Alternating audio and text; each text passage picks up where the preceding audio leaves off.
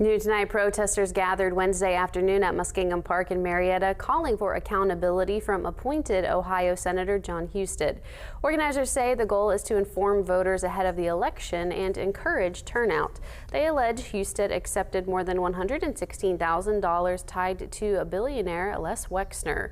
Wexner has been publicly linked to Jeffrey Epstein and has been described by protesters as an Epstein co-conspirator.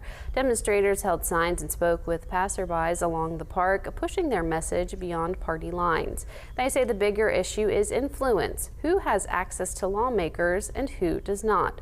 Protesters also pointed to major companies they say have supported Husted's campaigns. They argue that kind of money can shape what happens at the State House and in Washington. They say voters should know where campaign donations come from before casting a ballot.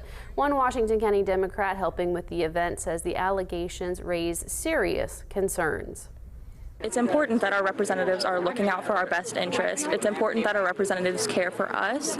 And if we have a senator who is willing to accept donations from somebody covering up for a child predator, it's important that we know this information. And come election time, I hope people can recognize that Jon Husted is not looking out for the everyday Ohioan. He's looking to support and protect his billionaire donors.